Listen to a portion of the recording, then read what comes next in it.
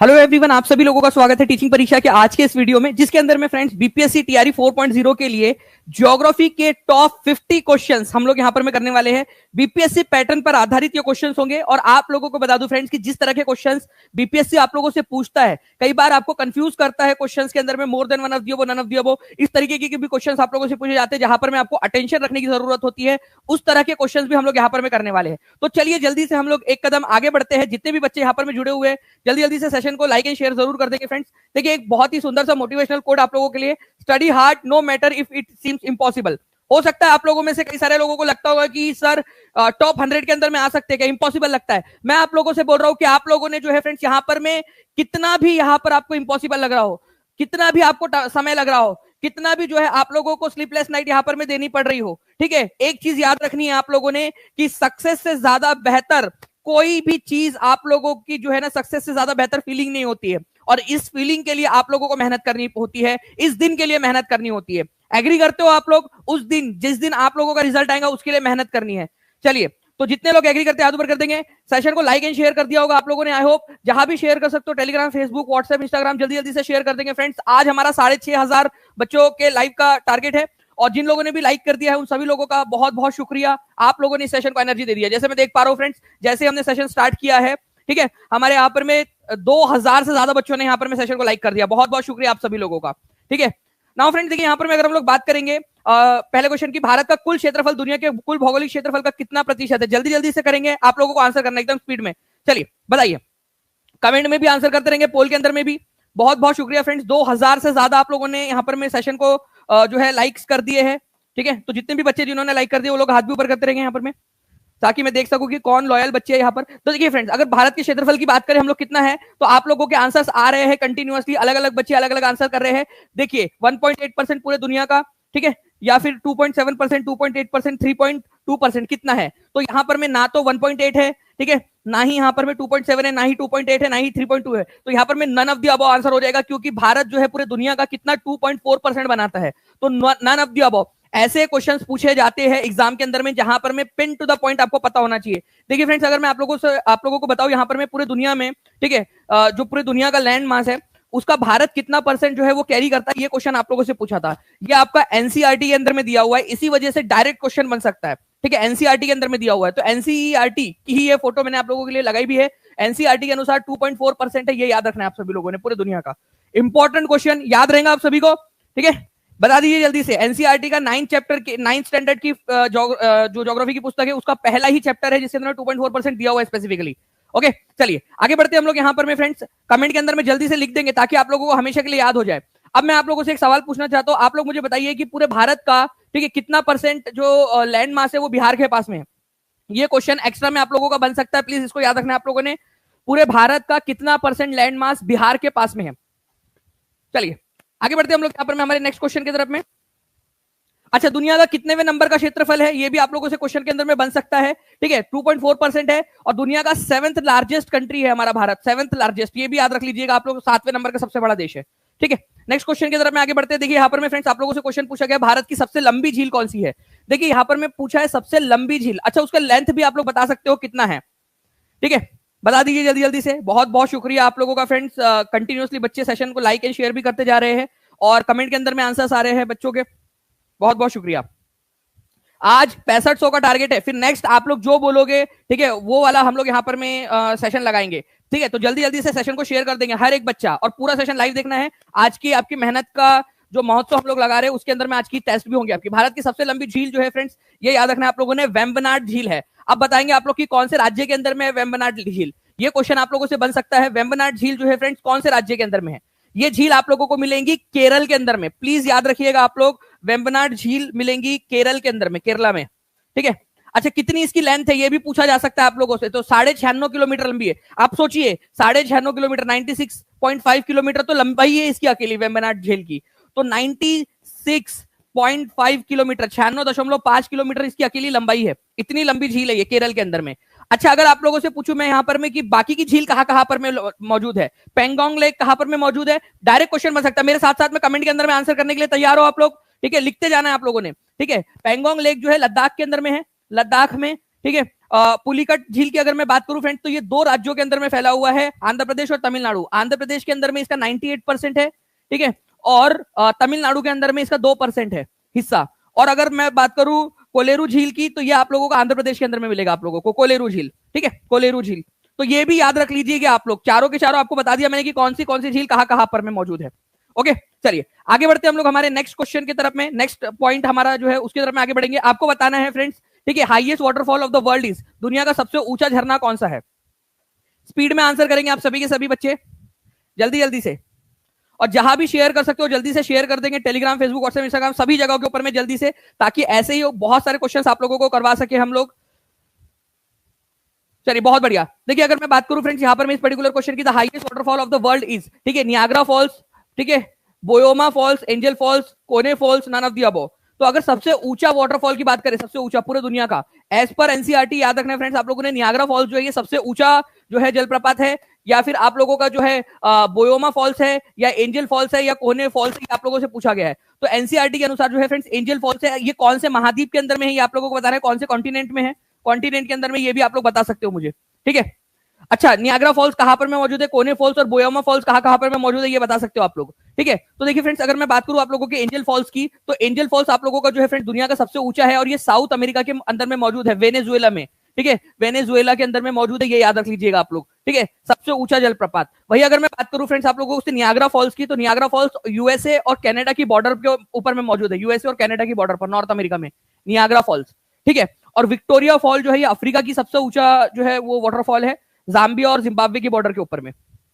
तो दुनिया का सबसे ऊंचा जलप्रपात जो है यहां पर में क्या हो जाएगा आप लोगों का, एंजल फॉल्स हो जाएगा। नियाग्रा फॉल्स जो है वो नॉर्थ अमेरिका में है, एंजल फॉल्स साउथ अमेरिका के अंदर में है, ठीक है। चलिए, तो ये इंपॉर्टेंट पॉइंट था आपका जो याद रख ले, आपको याद रखना है, ठीक है। ये फॉल का मतलब क्या होता है, तो ये इस तरीके से ऊपर से जो पानी गिरता है ना, ठीक है, वो है fall, waterfall. Now next question की तरफ मैं आगे बढ़ते हैं। चौथे नंबर का क्वेश्चन आप लोगों का, जल्दी से बताइए आप लोग इसका आंसर क्या होने वाला है। सर मैं आपको बहुत, ठीक है चलिए आ जाइए। यहाँ पर में where is Gobi desert located, Gobi मरुस्थल कहां पर में स्थित है, ठीक है। तो गोबी मरुस्थल चाइना, अफ्रीका, साउथ ऑस्ट्रेलिया कहां पर में मौजूद है। तो देखिए फ्रेंड्स गोबी मरुस्थल, गोबी डेजर्ट जो है फ्रेंड्स ये ठंडा मरुस्थल है, ठीक है, ठंडा रेगिस्तान, और ये चाइना और मंगोलिया के बॉर्डर पर स्थित है, ये याद रख लीजिएगा आप लोग, चाइना और मंगोलिया की बॉर्डर के ऊपर में। तो आंसर आप लोगों का जो है फ्रेंड्स क्या हो जाएगा, आंसर आप लोगों का हो जाएगा यहाँ पर में option number A, China plus Mongolia, लिख देता हूं यहाँ पर मैं, ठीक है, चाइना प्लस मंगोलिया के बॉर्डर के ऊपर में स्थित है ये। ओके, कौन से महाद्वीप में आएगा, चलिए ये बता दीजिए, गोबी डेजर्ट कौन से महाद्वीप के अंदर में, फास्ट, ठीक है, आप लोगों ने आंसर करना है एकदम स्पीड में, ठीक है। तो चाइना प्लस मंगोलिया एशिया के अंदर में मौजूद है, ये दोनों के दोनों देश तो एशिया में है, ये याद रख लेंगे आप सभी के सभी।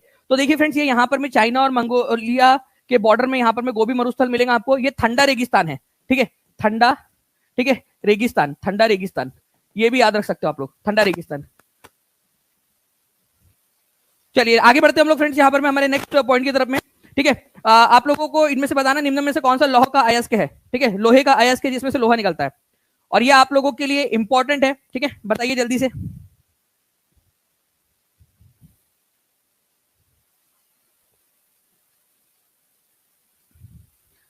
ठंडा रेगिस्तान में ठंडी पड़ती है तो ऑब्वियसली बात है, वो जो है ट्रॉपिकल जो एरिया है हमारा उससे ऊपर में है, ठीक है, जो टेम्परेट जोन है, तो वहां पर में ठंडी रहती है, इतना ज्यादा गर्मी नहीं पड़ती, इस वजह से वहां पर में जो रेगिस्तान होता है वहां पानी की कमी है, ठीक है, इस वजह से वो रेगिस्तान है बट ठंडा है। और अगर पानी की कमी है और गर्म है तो गर्म रेगिस्तान है, बस इतना फर्क होता है, ठीक है। वैसे भी आजकल ज्यादा गर्मी पड़ रही है, कहां पर में गर्मी पड़ रही है बता सकते हैं आप लोग, आप लोगों की तरफ में क्या हो रहा है, गर्मी पड़ रही है ठंडी पड़ रही है, ये बता देंगे आप लोग, ठंडी पड़ रही है कि गर्मी पड़ रही है अभी। चलिए देखिए फ्रेंड्स अगर मैं बात करूं यहाँ पर मैं लौह का अयस्क कौन सा है, तो लोहे का अयस्क मैग्नेटाइट जो है फ्रेंड्स, इसमें से लोहा मिलता है आप लोगों को, ठीक है, मैग्नेटाइट में से, ठीक है, मैग्नेटाइट, ओके, लिमोनाइट, ठीक है, ये आप लोगों का जो है फ्रेंड्स यहाँ पर में जो है लोहे का अयस्क है, ठीक है। सिडेराइट जो है ये भी लोहे का अयस्क है, इसमें से लोहा निकलता है, तो आंसर आपका ऑप्शन नंबर डी हो जाएगा। तो एज पर जो है फ्रेंड्स यहाँ पर में ये टेबल आप लोग देख लीजिए, पूरा का पूरा आपको प्रोवाइड किया हुआ है, एनसीईआरटी के अंदर में भी दिया हुआ है आप लोगों का, hematite, magnetite, siderite, iron pyrite, ठीक है, मैं आयरन पायराइट की बात कर रहा हूं आप लोगों का, ठीक है, लिमोनाइट, ये क्या है आप लोगों के ऐसे जो है ओर्स है या अयस्क है जिसमें से लोहा निकलता है आपका, ठीक है। तो सिडेराइट में से लोहा निकलता है, ठीक है, मैग्नेटाइट में से लोहा निकलता है, ठीक है, लिमोनाइट में से लोहा निकलता है, मैग्नेटाइट, हेमेटाइट, इसमें से लोहा निकलता है। तो ये ही आपसे पूछा गया था। तो सिडेराइट, ठीक है, मैग्नेटाइट और लिमोनाइट, ये लोहे के अयस्क है, इसमें से लोहा निकलता है, इसी वजह से answer more than one of the above हो जाएगा। कितने लोगों ने लगाया था या अब याद रखेंगे? एटलीस्ट ये तीनों के तीनों कमेंट में लिख दीजिए। ठीक है, बहुत ज्यादा गर्मी पड़ रही है सर, बिल्कुल सही बात है, गर्मी बहुत ज्यादा पड़ रही है, और अगर इतनी भीषण गर्मी में भी उसका दिल नहीं पिघला ना, ठीक है, तो कोई मतलब का नहीं है फैज। ओके, फिर जानवरों से दिल लगाओ। चलिए आगे बढ़ते हम लोग यहां पर में, आगे बढ़ते हम लोग हमारे नेक्स्ट चैप्टर के अंदर में, हमारे नेक्स्ट क्वेश्चन की तरफ में। यहां पर हमारे 5 में से कितना स्कोर आया आप लोगों को बता दीजिएगा यहां पर जल्दी से।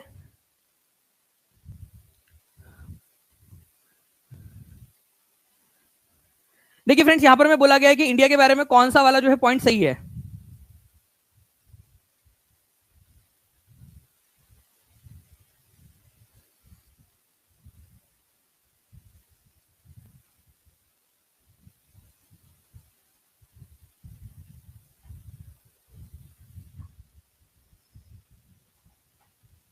देखिए फ्रेंड्स, अगर हम इस पर्टिकुलर पॉइंट की बात करें यहां पर में इस क्वेश्चन के अंदर में, तो इंडिया का 43% लैंड एरिया जो है वो प्लेन है, बोल रहा है। प्लेन मतलब एक मैदानी इलाका टाइप का, ठीक है, तो प्लेन है, ठीक है, 43%। क्या ये बात सही है? ओके, उसके बाद में आप लोगों से बोला गया कि इंडिया का 30% जो टोटल सरफेस एरिया है वो माउंटेन है, ठीक है, क्या ये बात सही है? उसके बाद में आप लोगों से बोला गया है कि इंडिया का 27% एरिया जो है वो प्लेटू है, पठारी इलाका है। पठार का मतलब क्या होता है पता है आप लोगों को? ये ऐसा ऐसी ऊपर उठी हुई जमीन, फिर फ्लैट होती है, फिर एक तरफ से ऐसा होता है। तो थोड़ी ऊंची उठी हुई जो जमीन होती है ना, थोड़ा ऊंची उठी हुई फ्लैट लैंड, ठीक है, ऐसा थोड़ा सा नहीं होता, बहुत लंबा, सैकड़ों किलोमीटर लंबा ये प्लेन होता है, ऊपर उठा हुआ, उसको बोला जाता है प्लेटू, पठार।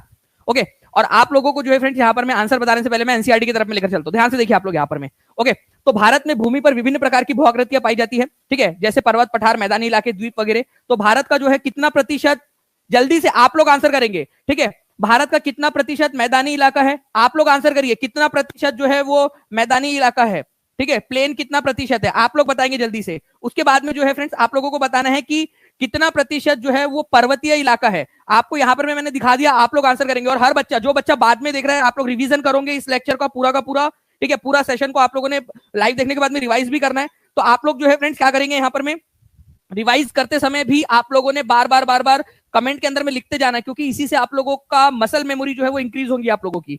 और उसके बाद में आप लोगों का जो 27% बचता है, ठीक है, वो है प्लेटू, पठारी इलाका, ठीक है। तो पठारी इलाका कितना है? 27%। ये डायरेक्ट क्वेश्चन आएगा, इसको very very very important mark करिए आप सभी के सभी लोग, ठीक है, ये क्वेश्चन को, ठीक है, very very very important question, ठीक है। मैं आपको बता दूं ये क्वेश्चन पूछे जाने की बहुत अधिक संभावना है, ठीक है। चलिए 2800 से ज्यादा बच्चों ने सेशन को लाइक कर दिया। जल्दी जल्दी से जो है फ्रेंड्स एक बार बता देंगे कौन कौन से ये बच्चे हैं जो सेशन को एनर्जी दे रहे हैं कंटिन्यूअसली, ठीक है। और जहां भी शेयर कर सकते हो शेयर भी जरूर करते रहेंगे फ्रेंड्स। देखिए अगर मैं बात करूं, इंडिया का 43% बोला गया है कि लैंड एरिया है, प्लेन एरिया है, बिल्कुल सही बात है। अभी देखा हमने 30% एरिया जो है आपका माउंटेन है, बिल्कुल सही बात है। 27% एरिया प्लेटू है, पठार है, ये भी बिल्कुल सही बात है। आंसर क्या हो जाएगा? आंसर जो है आप लोगों का फ्रेंड्स ऑप्शन नंबर डी हो जाएगा, ये याद रखना आप लोगों ने, ठीक है। चलिए जी, बफरिंग का इशू आ रहा है, कुछ बच्चे बता रहे हैं, एक बार जल्दी से हम लोग देख लेते हैं। आई होप फ्रेंड्स अब बफरिंग नहीं आ रही होंगी। एक बार प्लीज अब यहाँ पर मैं बता दीजिए यहाँ पर में आप लोग कि कितना कितना परसेंट है, एक बार तीनों के तीनों लिख दीजिए, क्योंकि मुझे लगता है कोई भी एक सिंगल भी पूछा जा सकता है आपसे, जोड़ियां मिलाने के फॉर्म में पूछा जा सकता है, या कौन सा वाला गलत है ये भी पूछा जा सकता है, ठीक है। तो जल्दी जल्दी से बता देंगे आप सभी के सभी। अभी भी बफरिंग का इशू कुछ बच्चे बता रहे हैं, एक बार हम चेक कर लेते हैं इसको।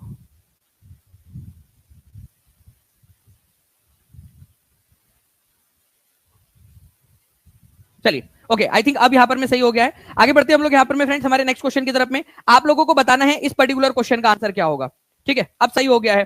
देखिए यहाँ पर में largest planet of the solar system, ठीक है, small planet of the solar system, brightest planet of the solar system, slowest, ठीक है, speed of the solar system, ठीक है। आप लोगों को बताना है कौन सा वाला प्लेनेट है फास्ट। केवल 35 लाइक्स दूर है हम लोग यहाँ पर में, अब केवल 27 लाइक्स दूर है अब हम लोग यहाँ पर में हमारे 3000 लाइक से, ठीक है। ओके तो देखिए अगर मैं बात करूं फ्रेंड्स यहाँ पर में सबसे बड़ा प्लेनेट, लार्जेस्ट प्लेनेट कौन सा है सोलर सिस्टम का, तो जुपिटर है, ठीक है। ये बिल्कुल सही जोड़ी लगी हुई है। आपकी कौन सी जोड़ी गलत लगी है ये बताना है आप लोगों ने, ठीक है। स्मॉलेस्ट प्लेनेट कौन सा है सोलर सिस्टम का, ये बोल रहा है यहाँ पर में, तो भाई बुध ग्रह जो है वो सबसे छोटा है, ये भी बिल्कुल सही बात है। मर्क्यूरी सबसे छोटा है, ठीक है, देखो ये यहां से आपके मल्टीपल क्वेश्चन जो है वो आपके प्रिपेयर होते जा रहे हैं। सबसे ब्राइटेस्ट प्लेनेट, सबसे चमकीला, ठीक है, प्लेनेट कौन सा है? सर्वाधिक चमकीला शुक्र ग्रह है, सेकंड नंबर का है लेकिन सबसे चमकीला है। स्लोवेस्ट स्पीड जो है प्लेनेट की, ठीक है, सौर मंडल का मंदतम गति वाला ग्रह, सबसे मंद गति से, ठीक है, घूमने वाला ग्रह, ठीक है, ये मंगल ग्रह नहीं है आपका, ठीक है, ये मंगल ग्रह नहीं है। तो आंसर आपका कौन सा नहीं है? गलत जोड़ी लगी थी वो पूछा है आप लोगों से, तो गलत जोड़ी जो है वो लगी हुई है आपके ऑप्शन नंबर डी के अंदर में। तो सबसे स्लोवेस्ट प्लेनेट कौन सा है फिर यहाँ पर? मैं चलिए मैं आप लोगों को बता देता हूँ, आपको पूरा का पूरा एनसीईआरटी का एक जो है आपको देता हूं मैं पूरी की पूरी लिस्ट, ठीक है। आप लोग देखिए फ्रेंड्स, अगर यहाँ पर हम देखेंगे कि कौन सा प्लेनेट है, ठीक है, जो स्लोवेस्ट रोटेशन करता है या स्लोवेस्ट रिवोल्यूशन करता है, दोनों के दोनों आप लोगों को यहाँ पर में मिल जाएगा। तो सबसे फास्टेस्ट रोटेशन खुद का एक चक्कर लगाने में, ठीक है, ये यहाँ पर मैं इस तरीके से खुद का एक चक्कर लगा लिया। हमारी पृथ्वी को एक चक्कर लगाने में कितना समय लगता है? लगभग 24 घंटे का समय लगता है। तो 24 घंटे देखिए आप लोगों का यहाँ पर में पृथ्वी का हो गया एक खुद का चक्कर लगाने में, ठीक है। तो सबसे फास्टेस्ट जो घूमता है वो है जुपिटर, जो सबसे बड़ा प्लेनेट है, सबसे फास्टेस्ट घूमता है, ठीक है। और सबसे स्लोवेस्ट जो रोटेशन की स्पीड है, रोटेशन की, ओके, तो सबसे जो रोटेशन की जो स्पीड है, ठीक है, सबसे स्लोवेस्ट वाली वो किसकी है?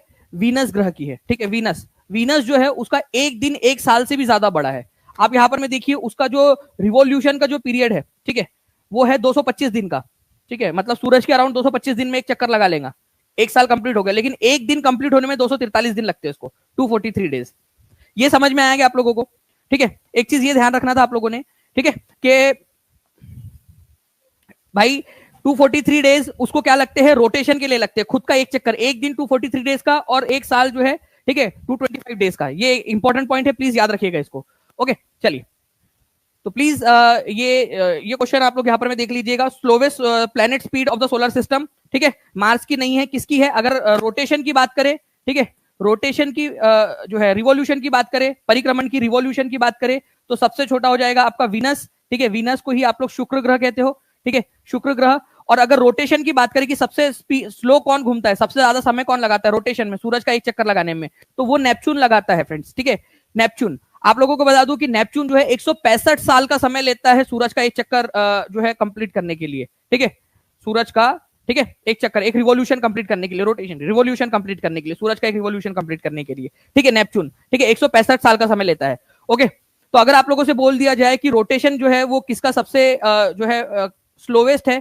ठीक है, तो वीनस का है, ठीक है, परिक्र जो है उसकी एक जो है खुद का चक्कर लगाने में। और रोटेशन की बात करें आप लोग कि भाई सूरज का जो है यहाँ पर में एक चक्कर कंप्लीट करने के लिए, ठीक है, रिवॉल्यूशन कंप्लीट करने के लिए किसका सबसे ज्यादा समय लेता है? रिवॉल्यूशन कंप्लीट करने के, तो रिवॉल्यूशन कंप्लीट करने के लिए 165 साल का समय कौन लेगा? 165 साल का समय, ठीक है, वो लेता है नेपच्यून, नेपच्यून। तो दोनों ही तरीके से मार्स आंसर नहीं हो सकता था आप लोगों का, मार्स की जोड़ी नहीं लग सकती थी, तो इसी वजह से आंसर मार्स हो जाएगा। नेक्स्ट क्वेश्चन की तरफ में आगे बढ़ते हैं फ्रेंड। निम्नलिखित में से कौन सा भारत का सबसे पूर्वी देशांतर और सबसे दक्षिणी देशांतर है? बताइए, यह आंसर आप लोगों को करना है।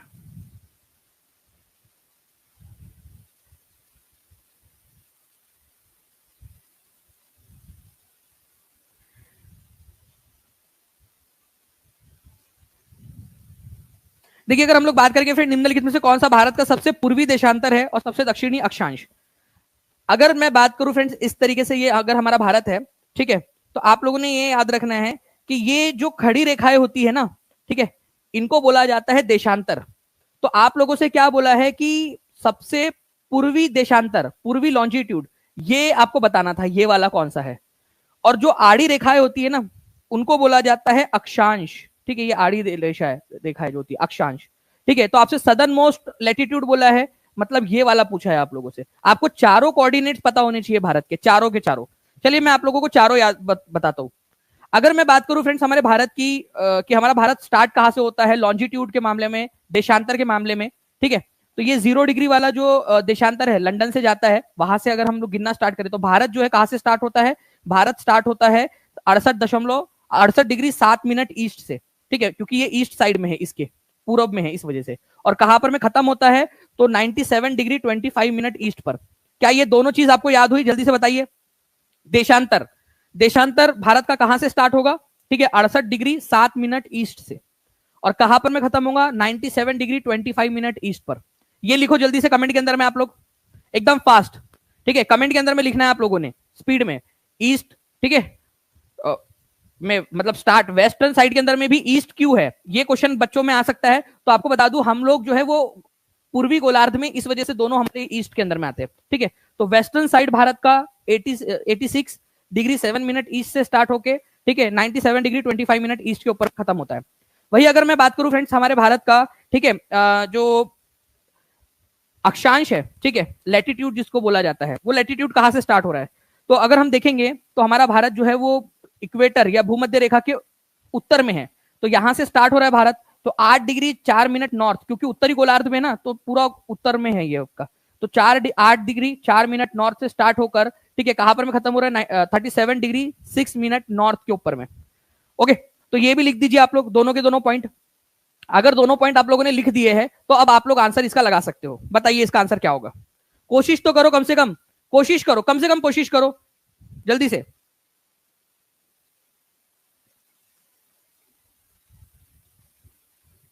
बताइए जल्दी से, इंपॉर्टेंट क्वेश्चन है ये। अगर हम बात करेंगे फ्रेंड्स हमारे भारत का, तो 68 डिग्री 7 मिनट ईस्ट से स्टार्ट होता है, ठीक है, 97 डिग्री, ठीक है, 25 मिनट ईस्ट पर खत्म होता है। ठीक है, 8 डिग्री 4 मिनट, ठीक है, नॉर्थ से स्टार्ट होता है, ठीक है, 36 डिग्री, ठीक है, आपका 7 मिनट जो है 6 मिनट नॉर्थ के ऊपर में खत्म होता है आपका। ठीक है, तो ये अगर हम लोग इसको इस तरीके से देख भी ले, ठीक है, कि क्या आप लोगों का होगा, तो अब बता दीजिए आप लोग क्या आंसर होने वाला है।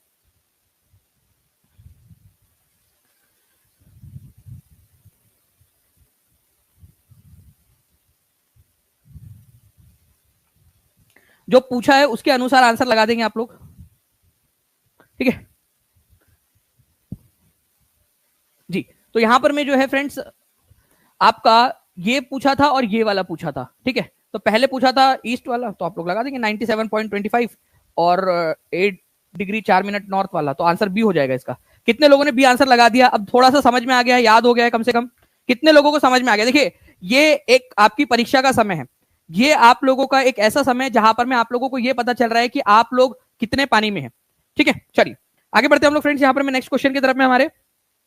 अब बताइए यहां पर मैं बोनस क्वेश्चन आप लोगों का 46th बीपीएससी और 39th बीपीएससी के अंदर में आया हुआ क्वेश्चन, बोनस क्वेश्चन, इसका आंसर करेंगे जल्दी से सभी लोग। ठीक है, बोनस क्वेश्चन आप लोगों के लिए आपकी स्क्रीन के ऊपर में ये रहा बोनस क्वेश्चन।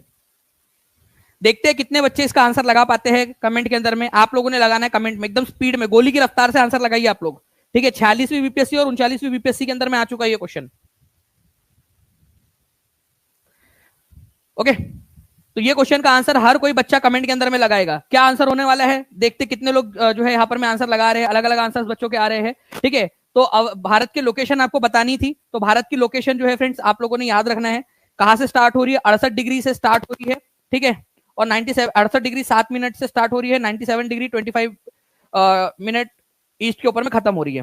ठीक है, 8 डिग्री 4 मिनट से स्टार्ट हो रही है, 37 डिग्री 6 मिनट उत्तर के ऊपर में खत्म हो रही है। तो सी इज द करेक्ट आंसर, खत्म हो गई बात। ठीक है, ओके, तो आंसर आप लोगों का क्या हो जाएगा फ्रेंड्स, आंसर आप लोगों का जो है, ओके, अब यहां पर में ये दक्षिण क्यों नहीं हो सकता, ये याद रखना है आप लोगों ने, दक्षिण क्योंकि हमारा पूरा भारत जो है ना, ठीक है, उत्तरी गोलार्ध में है। ठीक है, तो भारत पूरा उत्तरी गोलार्ध में है, ठीक है, तो ये उत्तर में होंगे दोनों के दोनों, और भारत पूर्वी गोलार्ध में इस वजह से ईस्ट में होंगे दोनों के दोनों। ठीक है, पूरा का पूरा चैप्टर हमने ग्लोब वाले लेक्चर के अंदर में इसको देखा हुआ है एनिमेशन के थ्रू भी। तो देखिए 8 डिग्री 4 मिनट नॉर्थ से स्टार्ट हो रहा है, 37 डिग्री 6 मिनट नॉर्थ पे खत्म हो रहा है। ठीक है, 68 डिग्री 7 मिनट ईस्ट से स्टार्ट हो रहा है, और 97 डिग्री 25 मिनट ईस्ट के ऊपर में खत्म हो रहा है। ना इस क्वेश्चन का आंसर करिए जल्दी से, 90 नंबर का क्वेश्चन, जल्दी से आप लोगों ने आंसर करना है, इसका क्या होगा। ठीक है, जल्दी से सेशन को लाइक एंड शेयर करते रहेंगे फ्रेंड्स, हमारा 6500 का टारगेट है। जल्दी से हर एक बच्चे ने अगर यहाँ पर में शेयर कर दिया जल्दी जल्दी से, तो हम लोग जो है हमारे जो टारगेट है उसके तरफ में आगे बढ़ जाएंगे। जल्दी जल्दी से बताते जाएंगे आप सभी के सभी। ठीक है, जल्दी जल्दी से शेयर करते जाएंगे। देखिए अगर मैं बात करूं फ्रेंड्स कि भारत में आरंभ में अरेबिका कॉफी, ठीक है, की खेती निम्नलिखित में से किस स्थान पर की गई थी, अरेबिका नाम की कॉफी। देखिए बाबा बुदान थे, बाबा बुदान, ठीक है, बाबा बुदान जो है वो यमन गए थे, यमन से उन्होंने क्या किया, अपनी दाढ़ी के अंदर में कुछ कॉफी के बीन्स, कॉफी के जो है बीज जो है छुपा के ला लिए थे उन्होंने, और फिर उन्होंने इसकी खेती जो है बाबा बुदान पहाड़िया जो आपके कर्नाटका में है, उन्हीं के नाम पे उन पहाड़ियों का नाम बाद में रख दिया गया, वहां पर में की जाती है कॉफी अरेबिका खेती की जो खेती है, अरेबिका नाम की जो अरेबिका, रोबस्टा, ये कॉफी के प्रकार है। ठीक है, तो बाबा बुदान की पहाड़ियां जो है यहाँ पर में की जाती थी। आंसर इसका ऑप्शन नंबर बी हो जाएगा। ठीक है, तो 19वीं सदी में जो है फ्रेंड्स आप लोगों ने याद रखना है, भारत में लाई गई उस समय की जो कॉफी थी वो सूफी जो फकीर थे बाबा बुदान, ठीक है, उन्होंने क्या किया था, यमन से, ठीक है, ये याद रख लेना आप लोगों ने, उन्होंने यमन से जो है वो कॉफी के बीन्स अपनी दाढ़ी में छुपा के ला लिए थे। ठीक है, दाढ़ी बड़ी बड़ी होंगी उनकी, उसमें ला लिया उन्होंने छुपा के। और क्यों छुपा के लाए, क्योंकि उस समय में जो कॉफी के बीन्स है वो बाहर ले जाना अलाउड नहीं था, क्योंकि क्या होता अगर कोई बाहर लेके जाएगा तो वो कॉफी वो बनाना स्टार्ट कर देंगे, वो लोग भी कॉफी उगाना स्टार्ट कर देंगे, इसलिए ले जाना अलाउड नहीं था, तो उन्होंने छुपा के ला लिए थे। तो भारत में जो है मेनली दो प्रकार की कॉफी उगती है आज। ठीक है, अरेबिका जो बाबा बुदान लेकर आए थे, ठीक है, और रोबस्टा प्रकार की जो कॉफी है ये हमारे भारत के अंदर में मोस्टली उगाई जाती है। ठीक है, नाउ किस रेखांश पर भारतीय मानक समय अपनाया जाता है। ठीक है, अब देखिए ये आपका बीपीएससी तैयारी 3 के अंदर में आया हुआ क्वेश्चन है। ठीक है, इंपॉर्टेंट क्वेश्चन। अगर मैं बात करूं फ्रेंड्स, ये हमारी दुनिया है, ठीक है, ये हमारा भारत है। ठीक है, हमारे भारत का जो शुरुआत होती है वो होती है 68 डिग्री 7 मिनट ईस्ट से, और खत्म होता है 97 डिग्री 25 मिनट ईस्ट के ऊपर में। ठीक है, अब बात आती है कि हम जो है हर एक डिग्री के ऊपर में समय अलग अलग हो जाता है, हर डिग्री पे जो है अलग अलग समय आता है।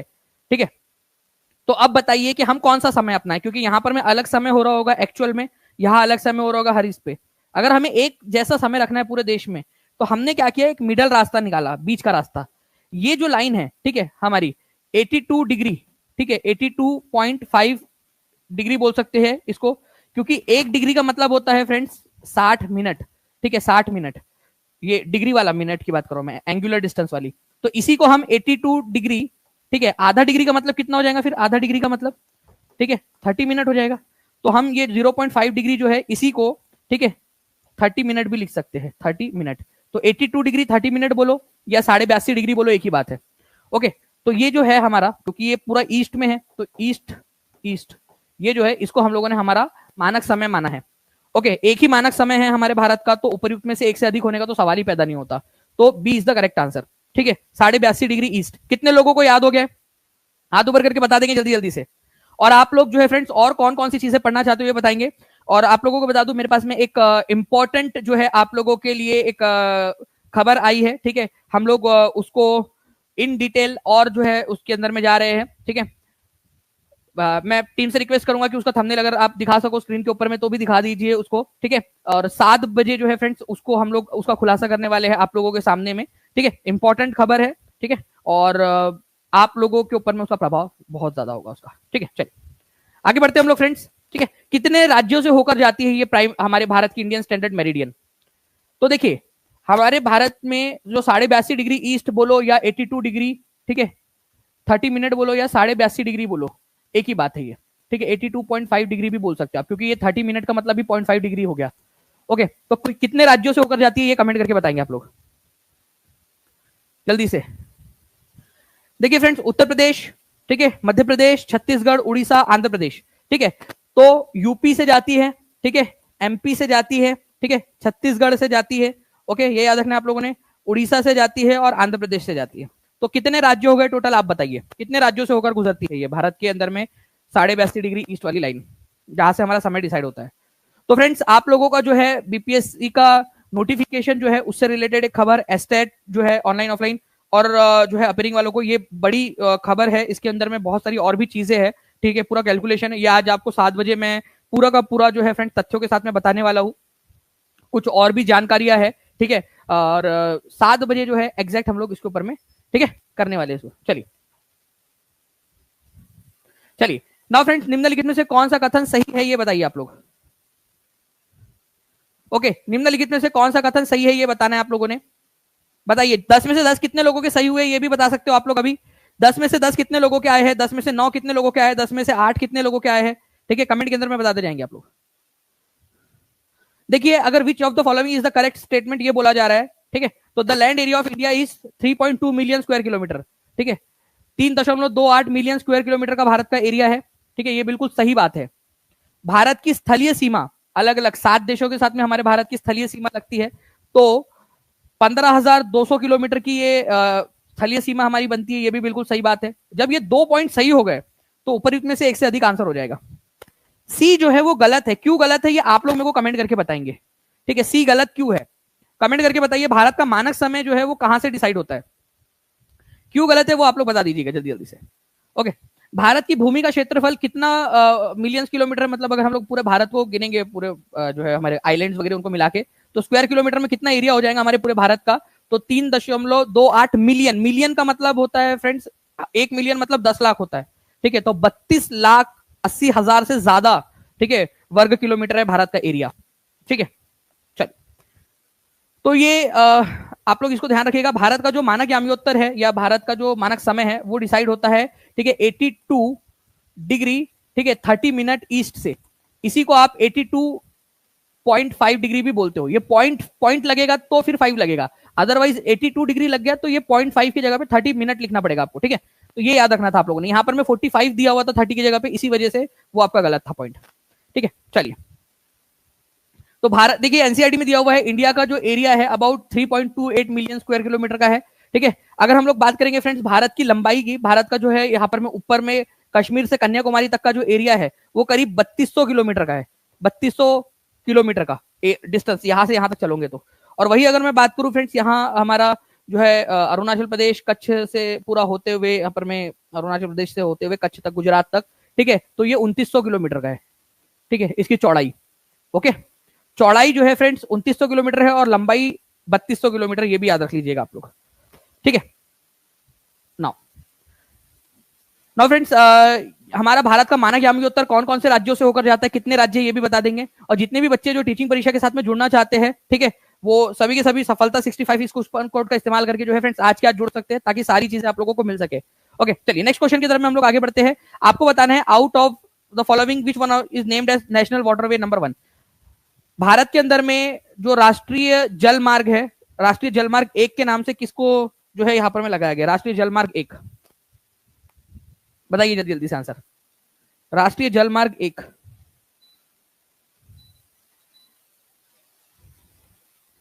तो देखिए अगर मैं बात करूं फ्रेंड्स, यहां पर मैं राष्ट्रीय जल मार्ग 1 जो है वो कहां से कहां तक है, तो गंगा नदी के ऊपर में बना है। पहली बात तो ये याद रखना है आप लोगों ने, गंगा नदी के ऊपर में। पहला ही पॉइंट यहां पर में एक क्वेश्चन आप लोगों का क्लियर हो गया, गंगा नदी के ऊपर में बना हुआ है। इलाहाबाद प्रयागराज से होते हुए ये पश्चिम बंगाल के हल्दिया तक जाता है, हल्दिया तक। ठीक है, ये याद रखना है आप लोगों ने, तो B is the correct answer. ठीक है, तो भारत में जो वाटरवे है, मतलब पानी के जरिए जो रास्ते बनाए गए हैं, जहाजों से जो हम लोग गुड्स को, जो सामान है उसको कैरी कर सकते हैं, तो इलाहाबाद से स्टार्ट होकर, ठीक है, ये यहां पर में हल्दिया तक जो जाता है, ये हमारा नेशनल वाटरवे, जलीय राजमार्ग 1।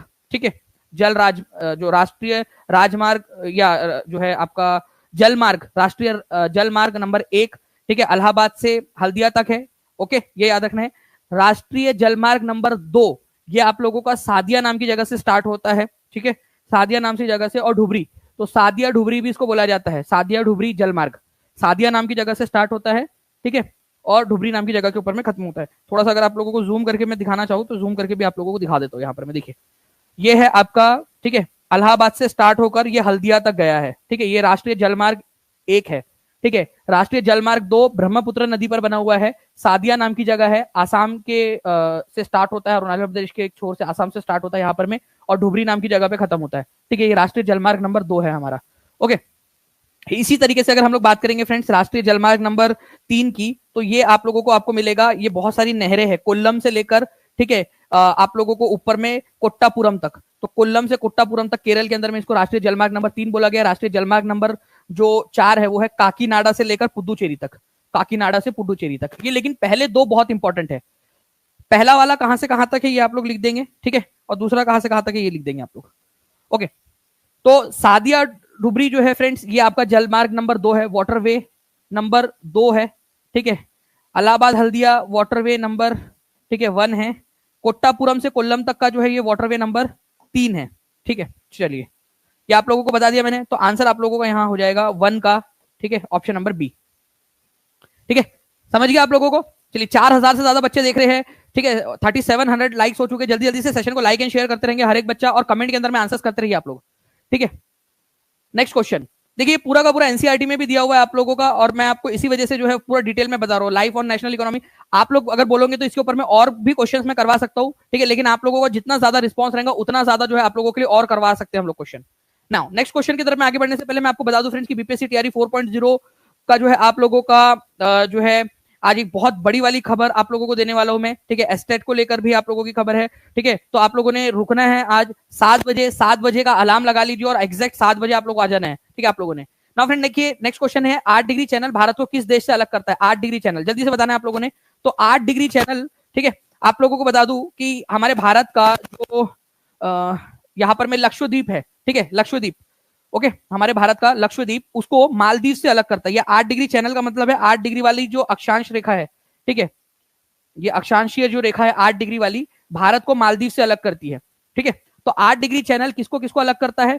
डायरेक्ट लिखेंगे आप लोग, 8 डिग्री चैनल भारत को कौन से देश से अलग करता है? जल्दी से कमेंट के अंदर में लिख देंगे हर एक बच्चा, ओके। आप लोगों का आंसर आ जाना चाहिए। नाउ फ्रेंड्स आपको बताना है, ठीक है, चिली और पेरू के तट पर बहने वाली ठंडी जलधारा क्या कहलाती है? 14वें नंबर का क्वेश्चन है, चिली और पेरू के तट पर बहने वाली जो है जलधारा उसको क्या कहते हैं? अगुलहास, अल नीनो, हम्बोल्ट, ठीक है। तो आप लोगों को जो है फ्रेंड्स मैं मैप के थ्रू यहाँ पर मैं दिखाना चाहूंगा, ठीक है। जलधारा जो होती है ना, पानी का प्रवाह, ठीक है, तो यहाँ पर में कई सारी जलधाराएं हैं पूरे दुनिया भर के अंदर में, ठीक है, अलग अलग जलधाराएं हैं, ओके। तो आप लोगों को बता दूं मैं कि एक जलधारा है आप लोगों की जिसको हम्बोल्ट जलधारा या पेरुवियन जलधारा भी बोला जाता है उसको, ठीक है। एक बड़ा भी हमारे पास में मैप मैं टीम से रिक्वेस्ट करूंगा कि वो लगा दीजिए जिसमें सारे के सारे हम लोगों ने दिखाया हुआ है, ठीक है। तो ये चिली है, ठीक है, और यहाँ पर में पेरू है। तो चिली और पेरू के तट से यहाँ से हम्बोल्ट करंट बहती है, ये ठंडी जलधारा, ये भी याद रख लीजिएगा आप लोग। इसको जो है पेरू या पेरू चिली जलधारा भी बोला जाता है, पेरू चिली जलधारा, हम्बोल्ट करंट, ओके। तो हम्बोल्ट करंट जो है ये याद रखना है आप लोगों ने फ्रेंड्स, चिली और पेरू के तट से बहती है, ठीक है, ठंडी जलधारा है हम्बोल्ट करंट, ठंडी है, कोल्ड है, ठीक है। क्योंकि कई जगह पे गर्म जलधाराएं भी है, जैसे कि अगुलहास करंट, ठीक है, गर्म जलधारा है, गर्म पानी लेकर बहती है वो, ठीक है, अगुलहास करंट, ये हिंद महासागर में है, इंडियन ओशियन के अंदर में, ठीक है, इंडियन ओशियन में। हम्बोल्ट करंट प्रशांत महासागर में चिली और पेरू के तट पर बहती है, ठंडी जलधारा है, ओके। नेक्स्ट क्वेश्चन की तरफ में हम लोग आगे बढ़ते हैं फ्रेंड्स। देखिए ये पूरे के पूरे आप लोगों के इंपॉर्टेंट वाली जलधारा है, ठीक है, कौन सी जलधारा कहा, कौन से वाले ओशन के अंदर में, ये पूरा आपको दिखाया गया है। यहाँ पर मैं आप देख सकते हो ये है वो पेरुवियन जलधारा, ठीक है, यहाँ चिली और पेरू के तट पे बहती है, इसी को हम्बोल्ट करंट भी बोलते हैं, हम्बोल्ट करंट, हम्बोल्ट करंट, ठीक है। तो हम्बोल्ट करंट ना निम्नलिखित में से आपको बताना है कौन सा बंदरगाह है जो कृत्रिम बंदरगाह है। कृत्रिम बंदरगाह का मतलब जिसको इंसानों के द्वारा बनाया गया, नेचुरल नहीं था वो। कई सारे बंदरगाह ऐसे होते हैं जहां पर में गहरा पानी होता है, गहरी, ठीक है, तो अपने आप ही वहां पर में जहाज पार्क किए जा सकते हैं। कुछ बंदरगाह ऐसे होते हैं जिसको हमने जो है इंसानों ने खोद कर बनाया होता है, ठीक है। तो भारत का कौन सा, इनमें से कौन सा वाला बंदरगाह जो है कृत्रिम बंदरगाह है, ये बताना है आप लोगों ने।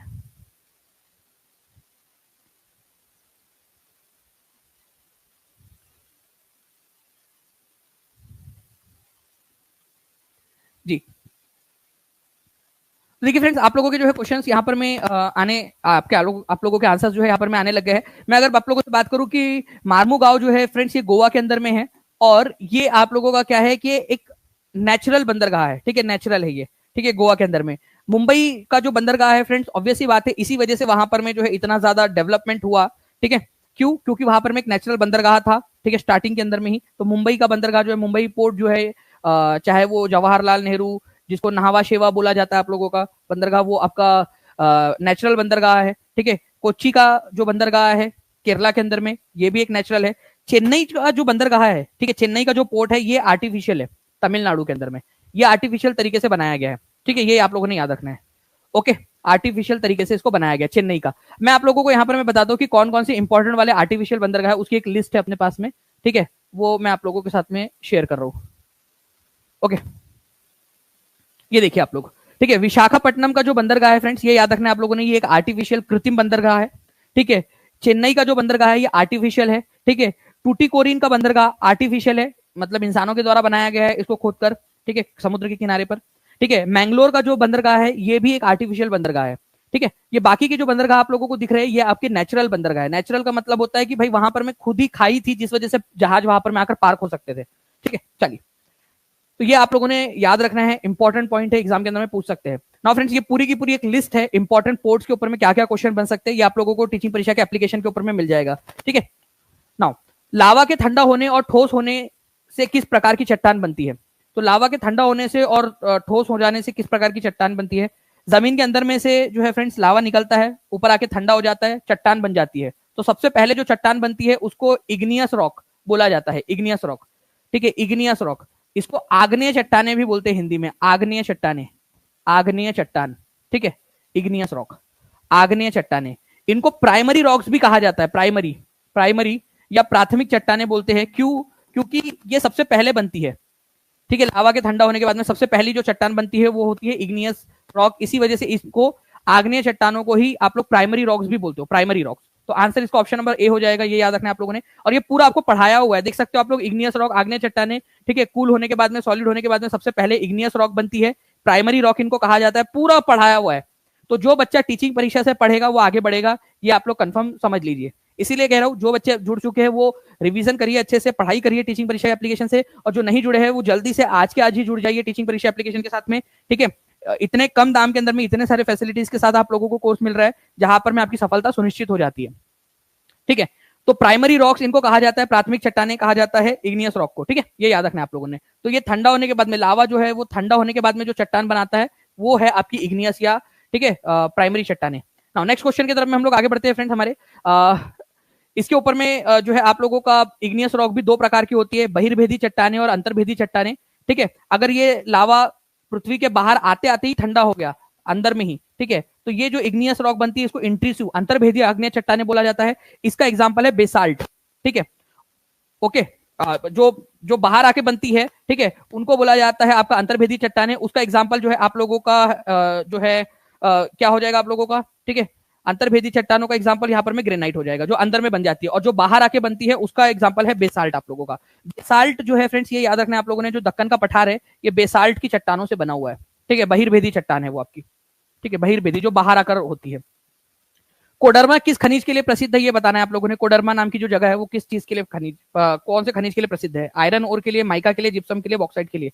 तो कोडरमा नाम की जो जगह है फ्रेंड्स, ठीक है, 17वें नंबर का क्वेश्चन है, आप लोगों ने याद रखना है कि कोडरमा, ठीक है, माइका जो है वहां पर में बहुत ज्यादा डिपॉजिट पाया जाता है। कोडरमा, गया, हजारीबाग बेल्ट जो है झारखंड के अंदर में, ठीक है, ये माइका का, ठीक है, ये सबसे बड़ा एक उत्पादक है, अभ्रक जिसको बोला जाता है। तो माइका के लिए फेमस है कोडरमा, हजारीबाग, गया बेल्ट। ठीक है, कोडरमा, ठीक है, हजारीबाग, गया बेल्ट, माइका के लिए झारखंड के अंदर में।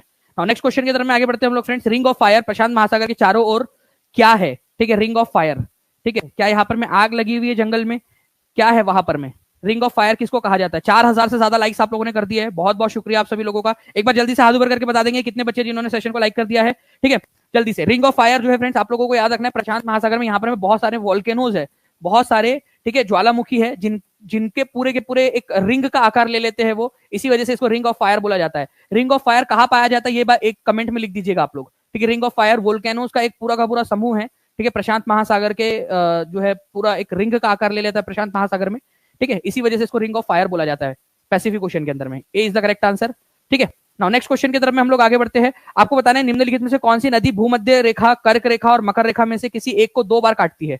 या तो कर्क रेखा को काटेंगी 2 बार, ठीक है, या तो भूमध्य रेखा को 2 बार काटेंगी, या फिर जो है हमारी जो मकर रेखा है उसको 2 बार काटेंगी। ठीक है, बताइए।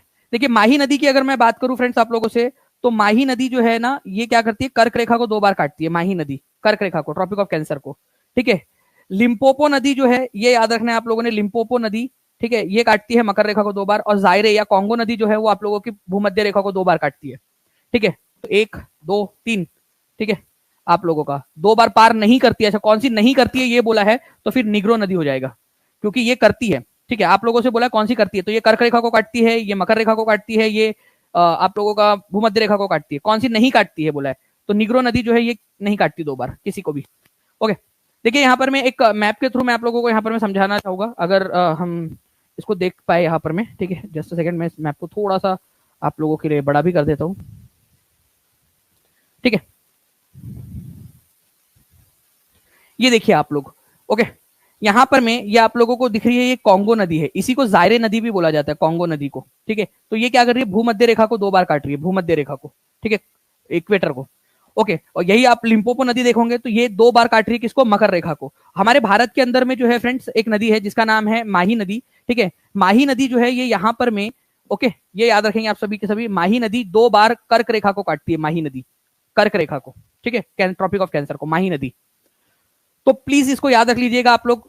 कमेंट के अंदर में लिख लेते हैं या यहाँ पर मैं आप लोगों को मैं लिख भी देता हूँ आप लोगों के लिए। आपको बताना है, ठीक है, ऊपर ऊपर से स्टार्ट करते हैं, ठीक है। ये है कर्क रेखा, तो कर्क रेखा को या ट्रॉपिक ऑफ कैंसर को कौन सी नदी काटती है? माही नदी, ठीक है, माही नदी। ये है भूमध्य रेखा, ठीक है, भूमध्य, ठीक है, भूमध्य रेखा। इसको कौन सी नदी काटती है? कॉन्गो नदी, कॉन्गो। कॉन्गो को ही जायरे नदी भी बोला जाता है, जायरे, ठीक है। और यहां पर में ये है आपकी मकर रेखा, मकर मकर रेखा, ठीक है, ट्रॉपिक ऑफ कैप्रिकॉन। इसको काटती है कौन सी नदी? लिम्पोपो नदी, लिम्पोपो, लिम्पोपो रिवर, ठीक है। तो ये लिख लीजिए आप लोग कमेंट के अंदर में जल्दी जल्दी से, जिस भी तरीके से आप लोगों ने लिखना है जल्दी जल्दी से लिख देंगे एक बार। ओके, चलिए नेक्स्ट पॉइंट की तरफ में हम लोग आगे बढ़ते हैं।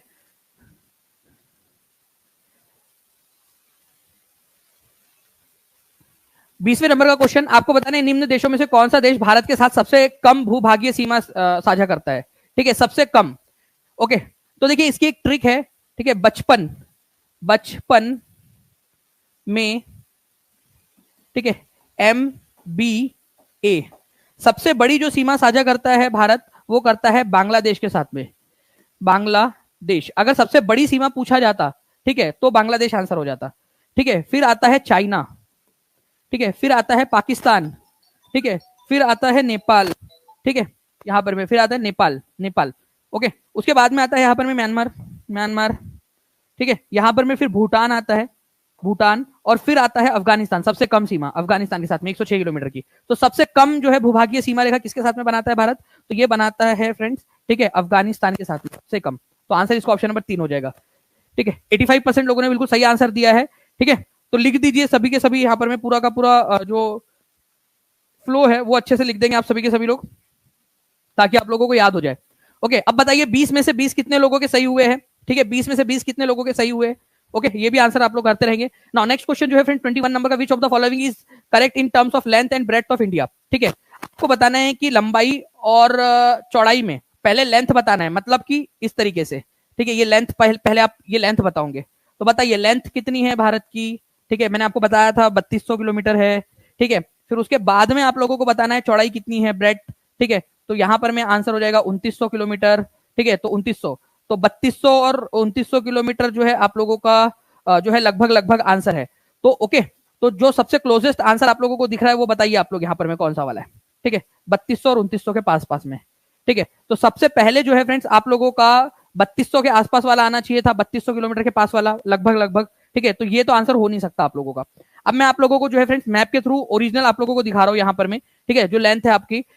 तो यहां पर में अगर हम बात करेंगे कश्मीर से लेकर कन्याकुमारी तक, तो लगभग 3200, ठीक है। और टू बी स्पेसिफिक 3214 किलोमीटर क्या है, 3214 किलोमीटर, ठीक है, 3214 किलोमीटर। वही अगर हम लोग बात करेंगे फ्रेंड्स यहां से, हमारे भारत का पोरबंदर से लेकर यहाँ पर में सबसे जो ईस्टर्न मोस्ट हमारा इलाका है अरुणाचल प्रदेश के अंदर में, वहां से, तो ये है 2933 किलोमीटर, 2933 किलोमीटर। ओके, तो अब आंसर आप लोग लगाइए। सी को तो आपने एलिमिनेट कर दिया था, और more than one of the वो आंसर हो नहीं सकता, ठीक है। बताइए जल्दी से इसका आंसर अब क्या होगा? तो फ्रेंड्स हमने देखा लगभग 3200 किलोमीटर, और टू बी स्पेसिफिक बात करेंगे तो 3214 किलोमीटर हो जाएगा आपका पहला यहां पर में। ओके, और अगर मैं बात करूं चौड़ाई की, तो चौड़ाई जो है वो है 2900 लगभग किलोमीटर, और टू बी स्पेसिफिक 2933 किलोमीटर। तो ए इज द करेक्ट आंसर। कितने लोगों ने लगा दिया है? 3214 और 2933 याद हो गया होगा तो जल्दी से कमेंट में लिख दीजिए आप लोग, ठीक है। Option number A is the correct answer. और ये एग्जाम में आया हुआ क्वेश्चन है आप लोगों का, एक्चुअल क्वेश्चन जो एग्जाम में आया है आपका। तो जो बच्चा अच्छे से करेगा वो आगे बढ़ेगा। नेक्स्ट क्वेश्चन की तरफ में हम लोग आगे बढ़ते हैं फ्रेंड्स जल्दी से। हमारे आपको बताना है कि which one of the following extreme locations are connected by east and west corridor. देखिए हमारे भारत के अंदर में ना 2 कॉरिडोर बनाए गए हैं। एक बनाया गया है नॉर्थ साउथ कॉरिडोर, ठीक है, नॉर्थ से लेकर साउथ तक का, और एक बनाया गया है आप लोगों का ईस्ट से लेकर वेस्ट तक का। तो ये ईस्ट में कहां से ये स्टार्ट होता है रास्ता, और कहां पर में खत्म होता है? तो अगर मैं आप लोगों को जो है फ्रेंड डायरेक्टली लेकर चलूं एनसीईआरटी के ऊपर में, ठीक है, तो हमारे भारत के अंदर में जो नॉर्थ वेस्ट और साउथ ईस्ट जो है, नॉर्थ से लेकर साउथ और ईस्ट से लेकर वेस्ट तक के जो कॉरिडोर 2 बनाए गए, ठीक है, गलियारे मतलब रास्ते, ठीक है। तो ईस्ट से जो स्टार्ट होकर वेस्ट तक का जो कॉरिडोर जाता है वो स्टार्ट होता है सिलचर से, आसाम में, सिलचर से। कोई है यहाँ पर में आसाम से कोई देख रहा है सेशन को, ठीक है, और पोरबंदर में खत्म होता है, ठीक है, गुजरात के अंदर में, ठीक है, पोरबंदर के अंदर में। तो आसाम के सिलचर से स्टार्ट होता है, ये यहां पर में आप देख सकते हो फ्रेंड्स, ये है सिलचर आसाम के अंदर में, यहां से स्टार्ट होता है ये, ठीक है। और ये रास्ता पूरा का पूरा भारत, मध्य भारत को कवर करते हुए पोरबंदर पे जाके खत्म होता है ये गलियारा, ठीक है। इसको बोलते हैं ईस्ट वेस्ट कॉरिडोर। एग्जाम में आया हुआ क्वेश्चन नहीं है और बार बार आता है ये क्वेश्चन, याद रखिएगा आप लोग, ठीक है। तो सिलचर आसाम से पोरबंदर गुजरात तक। अब इतना खर्चा हो गया मालिक, तो एक और पॉइंट देख लेते हैं हम लोग यहां पर में आपका के जो नॉर्थ साउथ कॉरिडोर है, ये श्रीनगर से स्टार्ट हो रहा है, ठीक है, नॉर्थ साउथ कॉरिडोर, ठीक है। श्रीनगर जम्मू कश्मीर से स्टार्ट हो रहा है और तमिलनाडु के कन्याकुमारी पे खत्म हो रहा है, ये देखिए आप लोग, इस तरीके से तमिलनाडु के कन्याकुमारी पे खत्म हो रहा है, ठीक है। तो ये आपका जो है पॉइंट बन गया। अब इसका आंसर क्या होगा आप लोग बताइए जल्दी से, जल्दी जल्दी से आंसर बताते जाएंगे आप सभी के सभी लोग। तो आंसर जो है फ्रेंड्स इस पर्टिकुलर क्वेश्चन का हो जाएगा आप लोगों का, ठीक है, सिलचर आसाम और पोरबंदर, तो B is the correct answer, ठीक है। नाउ आप देख सकते हो फ्रेंड्स एनसीईआरटी के अंदर में भी एमसीक्यू आप लोगों का दिया हुआ है कि which two of the following stream locations are connected by east west corridor.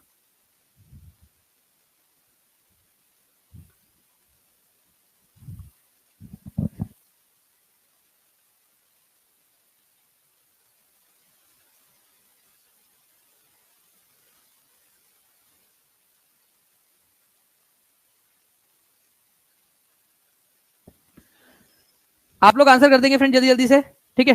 और आप लोगों को बता दूं कि कल हम लोगों ने एआई वाली क्लास की थी कल भी, और आज भी हमारे जो है फ्रेंड्स आज आपको यूट्यूब चैनल कैसे बनाते हैं, उसके ऊपर में मोनेटाइजेशन कैसे ऑन करते हैं, ठीक है। और जो एडवांस और टूल्स है वो भी आज सिखाने वाले हैं। तो मतलब एक दिन आपको दिया था, ठीक है, लेकिन फ्री ऑफ कॉस्ट 2 दिन और आप लोगों को एक्स्ट्रा जो है पढ़ाया जा रहा है। तो टीचिंग परीक्षा जितना प्रॉमिस करता है उससे ज्यादा आप लोगों को देता है। तो आज भी जो है फ्रेंड्स आपकी होगी एक क्लास, ठीक है। तो बहुत बहुत शुक्रिया, काफी सारे बच्चों के जो है मैसेज आ रहे थे।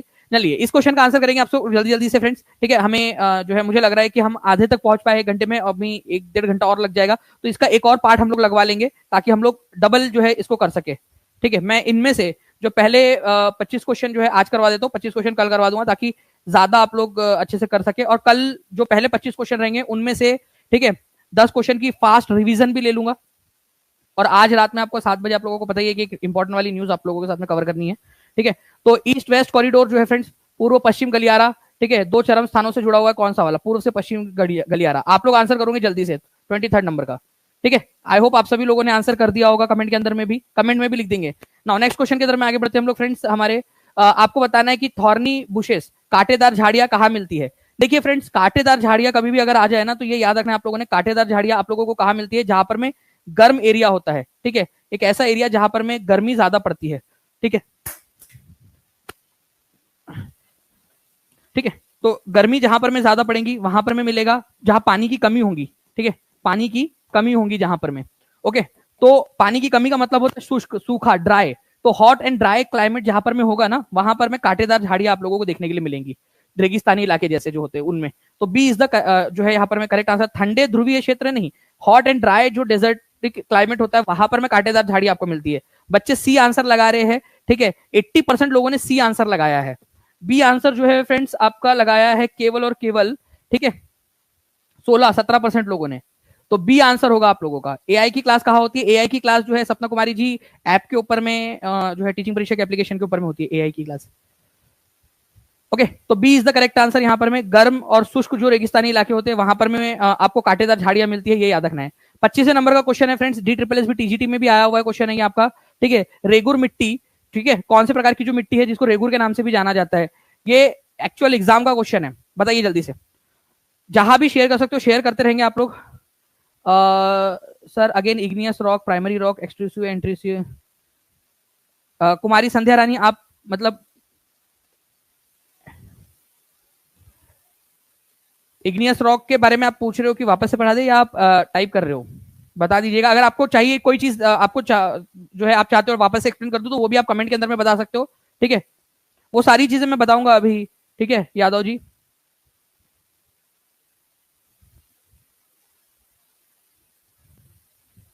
ठीक है, तो देखिए फ्रेंड्स, अगर मैं बात एआई का क्लास पूछ रहे कि कौन सी चीज के लिए होता है, एआई आर्टिफिशियल इंटेलिजेंस जो न्यू टेक्नोलॉजी है, जो फ्यूचर टेक्नोलॉजी है, वो सारी चीजें आप लोगों को सिखाई जा रही है उसमें, ठीक है। तो आंसर क्या हो जाएगा फ्रेंड्स, ब्लैक जो मिट्टी है, काली मिट्टी जो है, ये याद रखना आप लोगों ने, इसको रेगुर मिट्टी के नाम से जाना जाता है। जो दक्कन का पठार है हमारा भारत का नीचे वाला हिस्सा, यहाँ पर में जो है काली मिट्टी बहुत मात्रा में पाई जाती है। सबसे ज्यादा काली मिट्टी आपको मिलेंगी गुजरात के अंदर में, ठीक है। तो ये आप लोग देख सकते हो फ्रेंड्स कि यहाँ पर ये जो एरिया आप लोगों को दिख रहा है ना, ये वाला एरिया, ठीक है, ये, और ये गुजरात का ये वाला एरिया जो है, यहाँ पर में आपकी काली मिट्टी पाई जाती है, ठीक है, काली मिट्टी, तो ब्लैक सॉइल, ठीक है, इसको रेगुर मिट्टी के नाम से जाना जाता है। ओके, और ये जो है आपको याद रखना है, कॉटन उगाने के लिए बहुत अच्छी मानी जाती है रेगुर सॉइल, ठीक है, कॉटन के लिए, इसी वजह से इसको ब्लैक जो है कॉटन सॉइल भी बोला जाता है कई बार, ब्लैक कॉटन सॉइल।